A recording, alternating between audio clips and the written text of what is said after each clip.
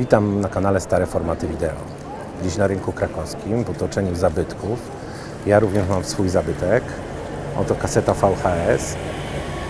Czy możliwe jest zgranie tej kasety całkowicie za darmo, nie posiadając magnetowidu ani jakiegoś żadnego innego sprzętu? O tym w dzisiejszym odcinku. Aby skorzystać z darmowej digitalizacji nagrań wideo, wystarczy wybrać się kilka minut spacerem od rynku głównego w Krakowie do Artteki. To właśnie tutaj, w Centrum Cyfryzacji Wspomnień, znajduje się stanowisko, na którym możemy bezpłatnie zgrać swoje materiały wideo. Trzeba pamiętać, żeby wcześniej zarezerwować stanowisko. Po przyjściu, jeśli nie masz jeszcze karty bibliotecznej, możesz ją szybko założyć na miejscu. Wystarczy dokument ze zdjęciem, a cała procedura zajmie kilka minut.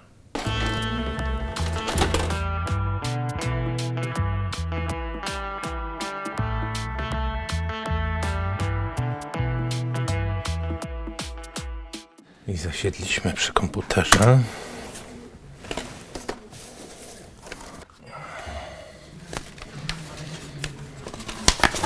Zobaczmy, co my tu musimy zrobić. Instrukcja przegrywania kaset na dysk komputera. Włączamy magnetowid. Na stanowisku znajduje się instrukcja krok po kroku, która dokładnie wyjaśnia, jak zgrać swoją kasetę. Jeśli jednak pojawi się jakiekolwiek pytanie, zawsze można zwrócić się o pomoc do bibliotekarza. W moim przypadku potrzebne było hasło do komputera. Nie ma hasła.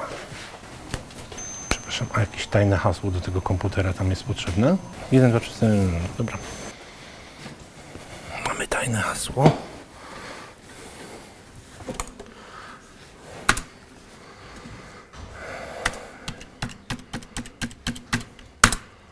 Wow, zaczynamy. Magnetowid włączony. Szukamy taśmy. Mamy taśmę. Piękną, wspaniałą. Wkładamy.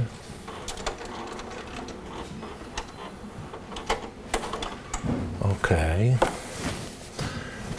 No to teraz szukamy oprogramowania. Zobaczmy na instrukcję. Magnetowid włączony. Elgato Video Capture. Odpalamy. Tutaj możemy sobie automatycznie ustawić, jakiej długości film będzie się zgrywał i wtedy automatycznie się wyłączy. Nadajemy nazwę.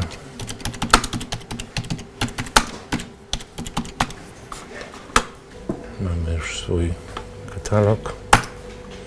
O, i mamy już podgląd. Możemy tutaj wybrać tylko niestety kompozyt, bo na S-Video nie ma podłączenia, więc tylko kompozyt. Wybieramy proporcję 4:3, akurat ten film jest na 4:3. Gdybyśmy wybrali 16:9, byłby rozciągnięty, więc 4:3 jest jak najbardziej dobre. W preferencjach możemy troszeczkę podnieść kontrasty, jasność, saturację możemy dołożyć, odjąć, jak również kolorami, tonacją kolorów. Możemy się troszeczkę pobawić. Ustawienia defaultowe. No szkoda, że nie można tutaj osiągnąć lepszych wartości i zgrać to lepiej. Mamy puszczony play. Tu akceptujemy. Kontynuuj. Dźwięk wchodzi. Uwaga. No to nagrywamy. Nagrywanie zostało rozpoczęte. Zobaczymy teraz, co to z tego będzie. Zastosowana tutaj karta to jest Elgato Video Capture z dedykowanym oprogramowaniem. No niestety to oprogramowanie nie daje możliwości jakiejkolwiek ingerencji w parametry. No niestety nie ma tutaj możliwości żadnej regulacji, nie możemy nic ustawić więcej poza kontrastem, jasnością. Nie możemy zmienić bitrate'u, który jest zablokowany na 2500. No szkoda, bo jakość byłaby zdecydowanie lepsza i do edycji na pewno by się to przydało. Jesteśmy niestety skazani na to, co ustawił producent i jakie to da efekty, no zobaczymy. Porównamy to z nagraniem tego samego fragmentu taśmy na innych konfiguracjach, na innym sprzęcie. No da się to już zauważyć, że delikatne drgania są. Widać, że nie ma TBC, które na pewno by to usprawniło. Kolory wyglądają na poprawne. ale porównamy sobie to z nagranymi już wcześniej fragmentami tej samej kasety. Cała ta procedura jest banalnie prosta. Wcześniej dobrze jest zarezerwować stanowisko, żeby się nie okazało, że ktoś po prostu tutaj siedzi. Zarezerwować stanowisko i możemy przychodzić z kasetami i sobie zgrywać. Magnetowid nie jest jakiś wybitny, jest to Sony SX710, zwykły VHS. Biblioteka posiada jeszcze drugi egzemplarz, też magnetowidu Sony, na wypadek, gdyby ten po prostu uległ awarii. Miejsce samo w sobie jest bardzo przyjazne, dużo fajnych rzeczy można tutaj zobaczyć. Jest wypożyczalnia filmów, jak kiedyś można było wypożyczać filmy na DVD, tutaj też można to zrobić. Jest wypożyczalnia gier planszowych, są miejsca, gdzie można pograć na konsoli, jest nawet stanowisko VR. Ogólnie pomysł jest super, za 0 zł, nie mając magnetowidu ani żadnego sprzętu, można sobie dokonać digitalizacji nagrań, zrobić rodzicom prezent z ich nagrań starych lub skorzystać i po prostu zdigitalizować swoje nagrania, które gdzieś zalegają w szafie. Można powiedzieć, że to jest unikatowy program na skalę Polski. Jeszcze jakieś przedsięwzięcie podobne jest w Warszawie, ale za darmo mają tylko osoby, które posiadają kartę warszawiaka. No i okresowo pokazują się takie stanowiska w różnego rodzaju muzeach. To już nam się zakończyło nagrywanie. Zobaczmy, jak to wygląda. Kontynuuj. Chwila, moment. I nasz film jest gotowy. Stare formaty, proszę bardzo. OK. Teraz musimy to jeszcze musimy to zgrać. Teraz szukamy naszego filmu, który powinien być wideo. Jest stare formaty. O, ktoś tutaj ma jakieś inne sobie zostawił nagranie. Dlatego biblioteka zaznacza, że wszystkie takie nagrania trzeba sobie usuwać. Właściwości, szczegóły. No, całkowita liczba klatek na sekundę 24,9. Też ciekawa rzecz. Szybkość transferu 220 kilobitów. Szybkość danych 2260 kilobitów. To chcemy teraz to zgrać na swój dysk. Kopiuj. Wygląda na to, że się to przegrało. Spoko. Kasetę wyjmujemy. Weźmiemy inną kasetę. Są to filmy z giełdy. Rocky 4.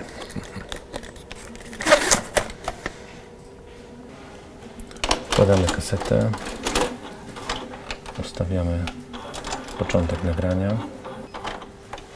No, przyciski są już tutaj dojechane.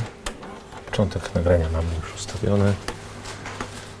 No to zostaje tylko wcisnąć rec i nagrywamy. No niestety sobie tutaj magnetowid już nie radzi z jakością starej taśmy. Dźwięk przerywa. Są duże zakłócenia na taśmie. Jednak tutaj przydałoby się jakieś zewnętrzne, chociaż TBC lub magnetowid z TBC. Mogłoby to podnieść jakość materiału.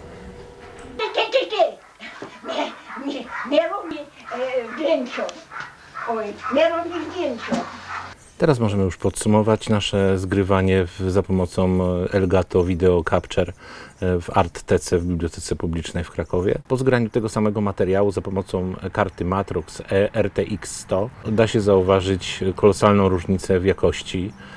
Chociaż sama karta i cały ten sprzęt jest z 2003 roku, mówimy tutaj o Matroxie, no to niestety jest dużo lepsza jakość zgranego materiału. niż z Elgato. Tutaj też trzeba zaznaczyć, że Elgato zaczął produkować takie karty w 2009 roku, więc to też już nie jest jakby najnowsza technologia. Oczywiście tutaj w tym graberze zapewne jest coś nowszego, natomiast oprogramowanie dedykowane, które jest do niego, jest zamknięte, nie ma możliwości ingerencji w niego, żeby poustawiać jakieś parametry, żeby więcej coś wydusić z samego urządzenia. Ograniczenie bitrate'u między 1400 a 2500 nie jest zadowalające, jeśli chodzi o jakość, która wychodzi z takiego urządzenia. Tutaj producent podkreśla, że jest to tak skonfigurowane, żeby było jak najmniej problematyczne i faktycznie nie można powiedzieć, żeby się coś działo, że funkcjonuje. Każdy, kto nie jest obeznany z tą technologią, da sobie radę. Jest to proste w użyciu i działa, jak to producent zapewnia, na bardzo wielu konfiguracjach sprzętowych. Po zgraniu materiału za pomocą Elgato Video Capture, bez TBC, tak samo magnetowid też nie ma TBC w tym zestawie, da się zauważyć pływanie krawędzi. Widać tutaj też pływanie wszystkich linii pionowych na tym materiale, czego nie ma przy użyciu karty Matroxa, która ma TBC i te wszystkie rzeczy po prostu nie istnieją na tym nagraniu. Dodatkowo da się tutaj zauważyć mniejszą ilość szczegółów w porównaniu do Matroxa. Tak samo kolorystyka jest tutaj podbita, białe plamy na twarzach, czego nie ma w ogóle na Matroxie. Na Matroxie też jest bardziej naturalna kolorystyka. Więcej szczegółów nie daje sobie rady ten magnetowid i ta karta w takim zestawie. Nawet z taką taśmą, która nie jest zniszczona, ma swoje lata, bo ma 30 lat, to nagranie było realizowane w 1995 roku, natomiast nie jest taśma zniszczona, zużyta, no po prostu tylko ma swoje lata. No i tutaj nie daje sobie za dobrze rady. No niestety na drugim materiale, gdzie kaseta jest bardzo zniszczona, bo jest to kaseta z giełdy, więc jest przechodzona, odtwarzana, podejrzewam, bardzo, bardzo wiele razy. No da się tutaj zauważyć, że ten zestaw, czyli magnetowid Sony i Elgato, kompletnie sobie nie dają rady i zostały znokautowane. Ostatnim razem wygrałeś o 1 sekundę, pobiłeś miał 1 sekundę, a 1 sekunda to dla mnie rzecz prawie nie do pięcia. Serio? Przecież mówisz o tym, jak pokonałem nauczyć, kłamałem. Przerywający się dźwięk, skaczący obraz. W pewnym momencie w ogóle nastąpiło zatrzymanie obrazu, stop klatka i dalej nie był w stanie ten zestaw zgrać tego materiału. Czego w ogóle nie zauważamy przy drugim zestawie Matroxa. Odtwarzany był materiał na magnetowidzie SVHS JVC DVS-1 z wyjściem S-Video i tak to było wszystko połączone. No jak da się zauważyć, materiał spokojnie jest odtwarzany, jest płynny i nie ma też przerw w dźwięku. Ostatnim razem wygrałeś o 1 sekundę, pobiłeś mnie o 1 sekundę, a 1 sekunda to dla mnie rzecz prawie nie do pojęcia. Dodatkową rzeczą, którą da się zauważyć przy Elgato, jest to, że powstaje asynchron dźwięku. Rozjeżdża się ten dźwięk razem z obrazem. Podczas montażu, gdy próbowałem to wszystko synchronizować, właśnie obraz się zgadzał, natomiast dźwięk z Elgato miał asynchron. Czy pomimo wielu zastrzeżeń jest to dobre rozwiązanie? Oczywiście, że jest dobre rozwiązanie, bo jest za darmo. No jeśli coś jest za darmo, to jest gratis, a gratis to uczciwa cena. Więc myślę, że tutaj nie ma co narzekać. Jeśli ktoś ma kasetę w domu, to powinien sobie przyjść i spróbować to zgrać. Takie inicjatywy i takie pomysły na pewno trzeba wspierać, bo daje to szansę ludziom, którzy nie mają kompletnie dostępu do jakiegokolwiek sprzętu, na zgranie sobie materiałów archiwalnych, a nie wyrzucenie ich do kosza. Jeśli macie jakieś sugestie, bardzo proszę o pozostawienie tego w komentarzu.